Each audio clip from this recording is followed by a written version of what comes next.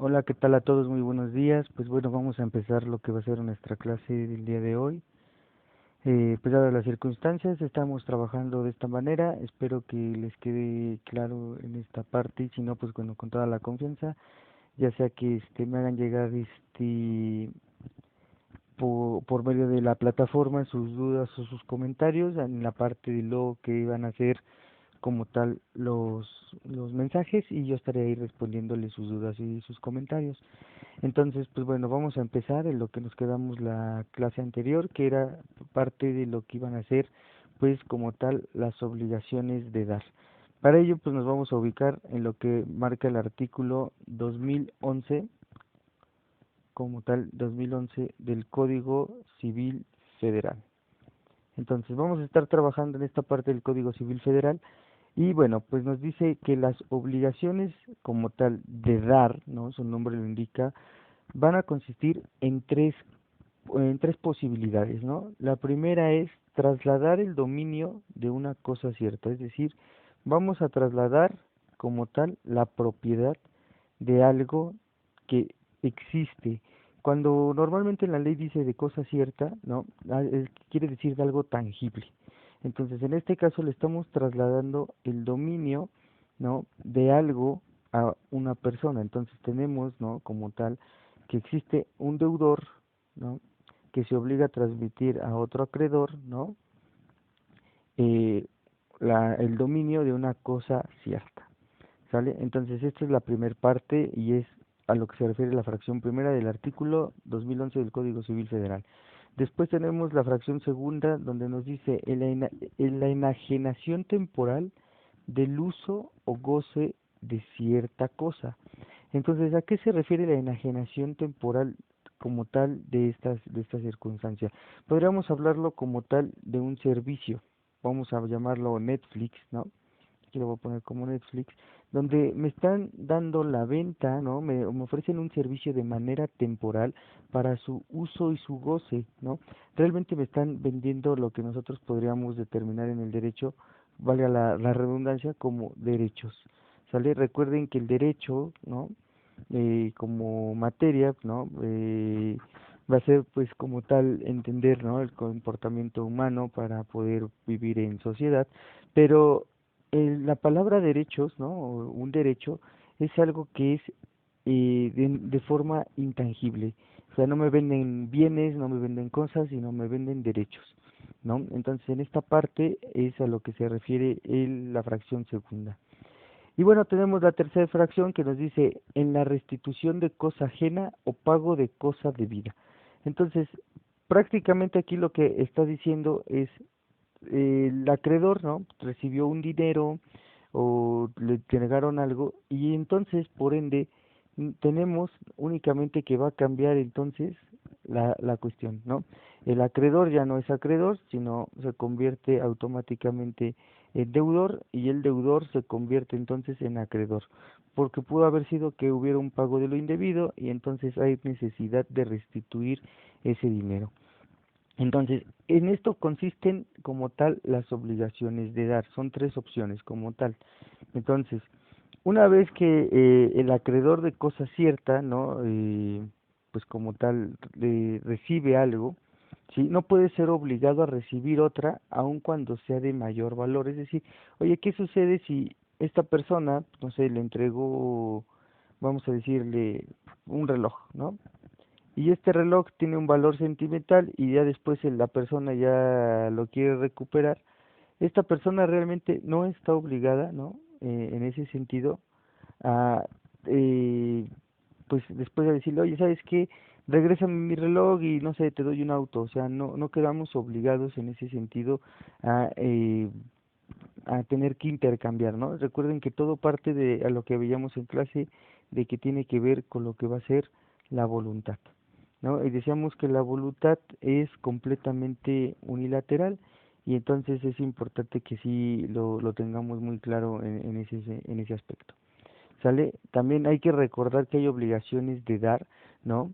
Que como veíamos o ustedes a lo mejor vieron en sus contratos de compra-venta, derecho de contratos civiles y contratos mercantiles, que requieren de cierta solemnidad, ¿no? Recuerden que, por ejemplo, en los contratos de compraventa, como les decía, se requiere que exista una escritura pública. Entonces, aun y cuando estamos cumpliendo con la obligación de dar, por ejemplo, voy a decir un terreno, ¿sale? Hay que cumplir con esta solemnidad. Si no cumplimos con la solemnidad, pues entonces simple y llanamente no estamos cumpliendo con los requisitos que nos marcan los contratos. Y pues bueno, nuevamente, ¿no? Como tal, la misma ley nos va a decir, por ejemplo, en el artículo 2014 del Código Civil Federal, nuevamente, ¿no? Que las enajenaciones de cosas ciertas y determinadas, la traslación de la propiedad se verifica entre contratantes por mero efecto del contrato. Es decir, en ese momento surte sus efectos, sin dependencia de tradición, ya sea natural, ya sea simbólica, debiendo tenerse en cuenta las disposiciones relativas del registro público.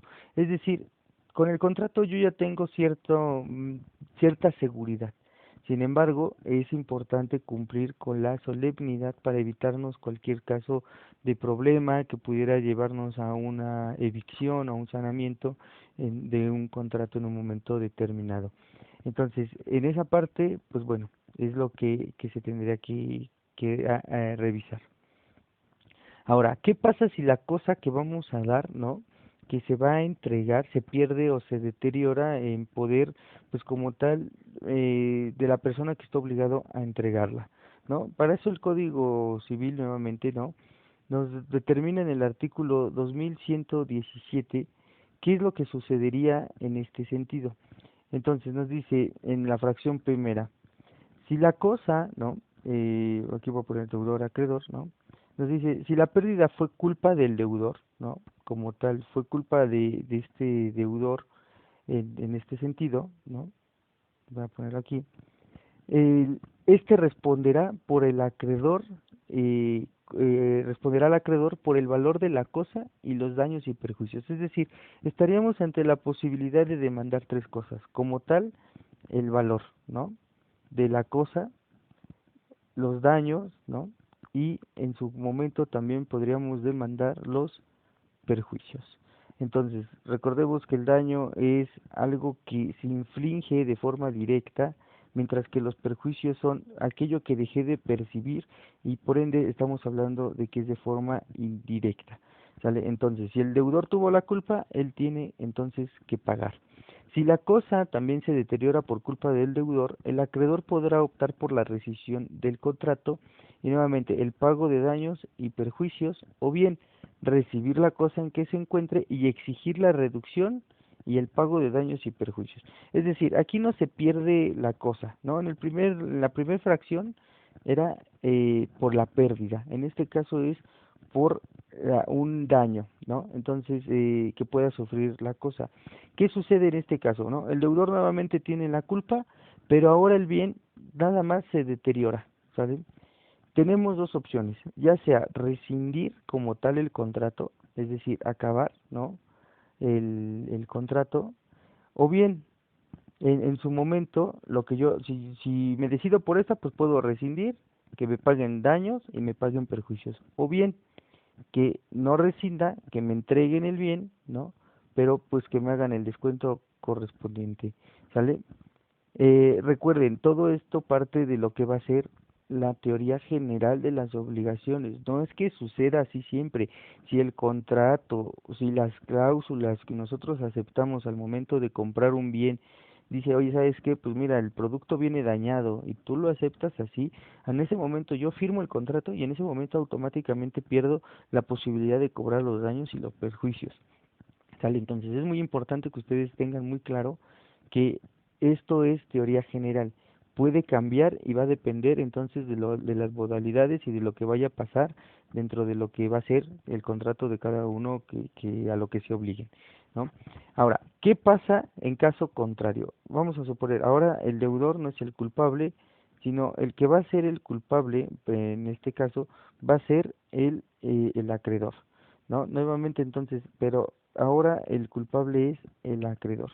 Entonces dice la fracción tercera del artículo 2017, si la cosa se perdiere por culpa del acreedor, pues el deudor evidentemente queda libre de la obligación. Es decir, pues si el acreedor ya tenía la cosa y la pierde, pues el deudor no tiene la obligación de pagarle absolutamente nada. Creo que es algo lógico, ¿no? En esta parte, pero bueno, es importante que encontremos como tal el fundamento legal y en este sentido pues lo encontramos en este artículo.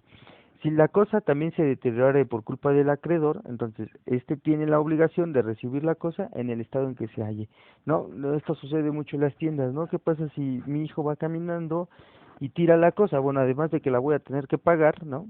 Pues me la voy a poder llevar. O sea, no nomás es de que, ya te la pago y te la dejo, porque tú pues, la puedes reponer o no sé, corregir y la vuelven a poner a la venta. Entonces, si yo la rompí, si yo la dañé, yo tengo la opción como, ahora sí voy a decir, como acreedor, ¿no? De que te estoy dando una cantidad cierta de dinero, de podérmela llevar en las condiciones en que se encuentre, y aquí está nuevamente el fundamento. Y ahora, ¿qué sucede cuando ninguno tiene la culpa?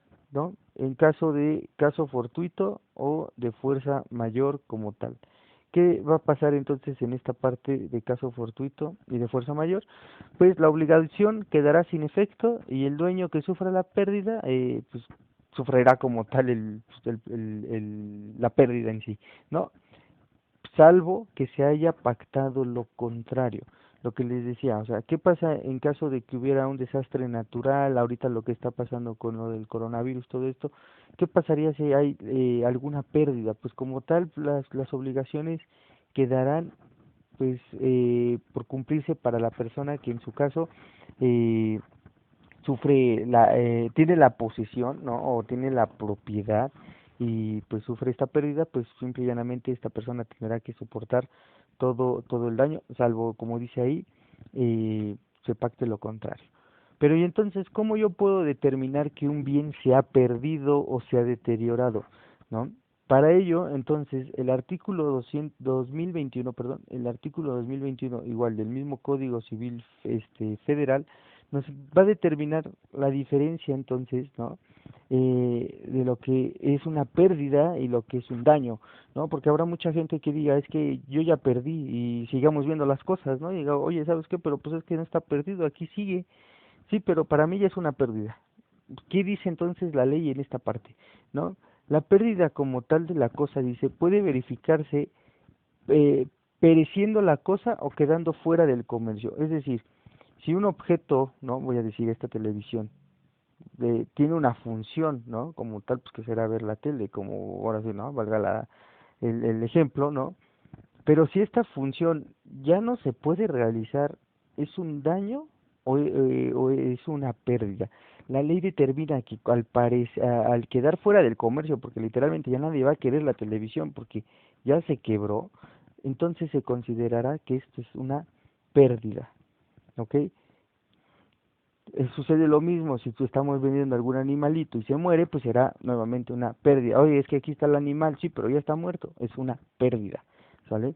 Ahora, ¿qué sucede también, no? Si la pérdida pasa en desapareciendo de modo que no se tenga noticia de ella, aunque se tenga, pues la cosa no se puede recobrar, pues simple y llanamente la cosa ha desaparecido, o es que sabemos que se la llevaron 5 personas, pues muy bien, qué bueno, pero la cosa literalmente está perdida. Entonces, en caso contrario, ¿no?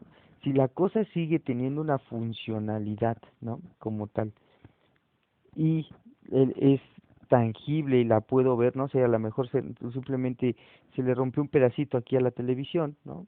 Entonces, esto no se considerará pérdida, ¿no? Se va a considerar entonces como tal, como un daño. Entonces, ahí es donde está la diferencia, en la función, ¿sale? Entonces, es importante que nosotros determinemos la funcionalidad de las cosas para ver si estamos ante la pérdida o ante un daño como tal. Ahora, todo esto, pues como les digo, va a partir de lo que va a ser las obligaciones de dar, ¿no? Pero, ¿qué sucede entonces, no? Cuando existen varios obligados de prestar la misma cosa, de dar la misma cosa, ¿no? Entonces, es importante analizar esto para determinar a quién le tengo que entonces en algún momento cobrar o que me tiene que entregar las cosas, ¿no? El artículo 2226 del mismo Código Civil Federal nos dice, si fueran varios los obligados a prestar la misma cosa, cada uno de ellos responderá proporcionalmente, excepto en los siguientes casos. Entonces partimos de algo clave. Si son varios los que me tienen que entregar las cosas, ellos van a responder, ¿no? De forma proporcional, es decir, entre los dos. 50, 50 en este caso, 33, 33, 33 en otro caso, etcétera, etcétera, pero va a depender del número de elementos subjetivos que existen dentro de la obligación de las personas, ¿no? Y sobre ellos es lo que vamos a hacer. Excepto en qué casos, cuando cada uno de ellos se haya obligado solidariamente. Recuerden que la obligación solidaria, como tal, es yo no tengo la necesidad de ir a cobrarle a uno por uno, ¿sale? Sino que yo puedo escoger a quién le cobro el 100%, ¿sale? A eso se refiere una obligación solidaria. Entonces, al momento de que eres obligado solidario, sabes o debes de tener muy en cuenta que te pueden cobrar el 100% de una deuda, ¿sale? Eso es elemental. Después, cuando la prestación consistiere en cosa cierta y determinada que se encuentra en poder de uno de ellos, o cuando dependa de hecho que solo uno de los de hecho que uno solo de los obligados pueda prestar. Es decir, ¿qué pasa si a lo mejor tenemos un despacho jurídico, ¿no? Como en este caso, vamos a tener que dar un servicio, ¿no? Como tal, y pues el abogado titular es él. ¿Me podrá apoyar entonces el pasante?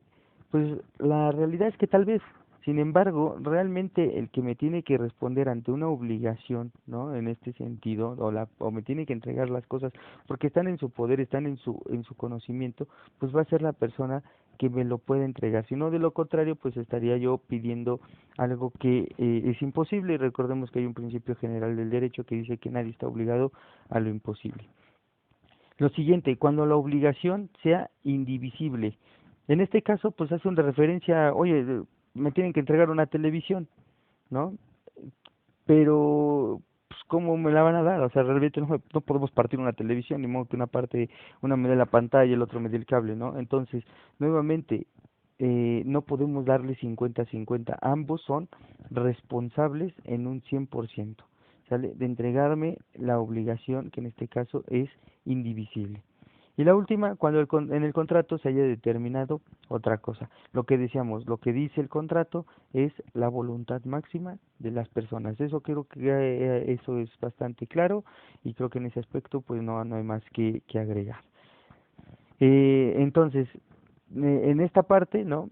Se concluye con lo que son las obligaciones de dar y entonces pasaríamos a las obligaciones de hacer. Y entonces, el hacer o el no hacer, ¿no? Es otro tipo de obligaciones que normalmente eh, en el derecho son muy comunes, ¿no? ¿En qué consiste entonces o qué podemos decir cuando se habla sobre lo que es una obligación de hacer o de no hacer? El artículo 2027 dice, si el obligado a prestar un hecho, recuerden que en el derecho todos son hechos, los actos jurídicos y los hechos jurídicos en su generalidad son hechos. Recordarán que habíamos visto, los hechos se dividen en dos, en hechos y en actos. Entonces, a lo que se refiere en esta parte es a este de aquí, al hecho en amplio sentido. Si el obligado a prestar un hecho no lo hiciere, el acreedor tiene derecho de pedir que a costa de él se ejecute por otro cuando sea posible. Es decir, si yo aquí tengo a un deudor, ¿no? Que tiene la obligación, en este caso, de hacer. Yo soy su acreedor y entonces esta persona no me quiere responder, entonces yo puedo pedir que alguien más, ¿no? Haga esa obligación. Obviamente tendría que haber una relación entre ellos porque si no, pues estaríamos ante una imposibilidad jurídica, pero a eso se refiere este artículo, ¿no?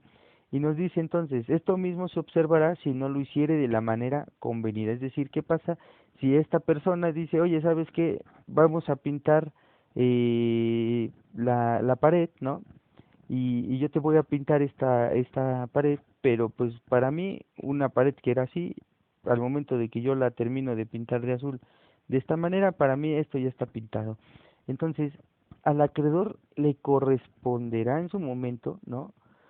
Solicitar que lo vuelva a hacer y si no lo quiere hacer esta persona, entonces podríamos solicitar a un tercero, ¿no? Siempre y cuando sea posible en esta parte, ¿no? que exista a lo mejor lo que veíamos hace rato en los otros dos artículos, que existan dos, el que me está pintando sea este, y a lo mejor solicito, oye, pinta mal, entonces ahora lo que quiero o lo que deseo es que pinte esta otra persona, ¿sale? Entonces, a eso es a lo que se refiere. Y finalmente el artículo 2228, aquí no lo habíamos puesto, ¿no? Dice, el que estuviera obligado a no hacer alguna cosa, quedará sujeto al pago de daños y perjuicios en caso de contravención. Si hubiere obra material, podrá exigir el acreedor que sea destruida a costa del obligado. ¿Sale? Entonces, el que esté obligado a no hacer algo, aquí aplica diferente. Aquí existe entonces una relación contractual un poco extraña, porque pues normalmente el derecho siempre va a haber sobre cosas que se pueden hacer. Pero ¿qué sucede cuando está esta persona y está esta otra persona y le dicen no hagas, ¿no? Aquí no puedes hacer. Entonces, si violenta esta prohibición de no hacer, entonces ¿qué va a pasar? Vamos a tener que pagar daños y en su momento voy a tener que también pagar perjuicios, ¿sale? Entonces creo que es algo que de perjuicios. Es algo que el derecho nos dice, ante una prohibición y ante la omisión de respetar esa prohibición, lo que conlleva es el pago de daños y perjuicios e independientemente de las materias que apliquen en materia penal, en materia administrativa, etcétera, etcétera, ¿no? Que pudieran y responsabilidades que pudieran derivar en esas materias. En sentido muy estricto, yo estaría obligado al pago de daños y perjuicios. Y dice, y si hubiera obra material, ¿no? Podrá exigir el acreedor que sea destruida a costa del obligado. Si le estoy diciendo a esta persona, oye, no vayas a construir, no vayas a poner una pared, no vayas a hacer algo, y esta persona agarra y dice, yo voy a poner una puerta aquí, y no me importa, ¿sale? Entonces, el acreedor, ¿no? Como tal, podrá solicitar, ¿no? Que sea destruida esta puerta y evidentemente ¿quién la tendrá que pagar? Pues la persona que la puso, ¿no? Entonces es algo que sucede. Normalmente, pues bueno, seguramente el acreedor en la práctica será el que mande destruir la puerta, pero en la teoría general de las obligaciones, entonces estaríamos hablando de que la persona responsable de tener que pagar esta parte sería el deudor como tal, o la persona que en este caso incumplió una prohibición que refiere el caso de no hacer, ¿sale? Entonces, creo que de esta manera pues vamos a concluir nuestra clase, dadas las circunstancias. De todas maneras, en la plataforma vamos a estar teniendo las actividades, las tareas, y la siguiente clase estaríamos ya hablando entonces de lo que van a ser como tal las obligaciones, bueno, la transmisión como tal de obligaciones. Recordemos que entonces las obligaciones eh, tienen lo que veíamos, ¿no? Tienen la modalidad de crear, modificar, transferir o extinguir. Estaríamos pasando entonces ya no a la creación, sino a la transmisión. Sale de obligaciones en nuestra siguiente clase para que podamos entender. Y bueno, a grosso modo, pues en qué consiste esta transmisión, para que ustedes si gustan ir también revisándolo, consistirá en la sesión de derechos, que ya hablamos de lo que se entiende por un derecho, que es algo intangible, la sesión de deudas, la subrogación, y prácticamente con eso estaríamos hablando de lo que es la transmisión de las obligaciones. Y evidentemente también estaremos entonces hablando de la siguiente clase de cómo se va a tener por cumplida una obligación. Ya hemos estado hablando de su creación y la próxima estaremos hablando de la transmisión y entonces del cumplimiento. Cualquier duda o comentario estoy a sus órdenes y espero que esta clase que tuvimos de esta manera les haya sido un poquito funcional, ¿no? La hacemos corta por el tiempo y para ver si es efectiva así la manera en que como lo estamos trabajando o buscamos alguna otra forma y si no, pues con mucho gusto pues buscamos las opciones. No olviden hacer sus actividades pues para que tengamos algo con que ponderar la escala. No sabemos todavía cuándo es la fecha de regreso y demás, pero en cuanto yo sepa algo, se los haré llegar también ahí en esta parte. E igual si me pueden les digo, si tienen alguna duda, me pueden contactar directamente en la plataforma. ¿Sale? Espero que tengan un muy buen día y pues muchas gracias.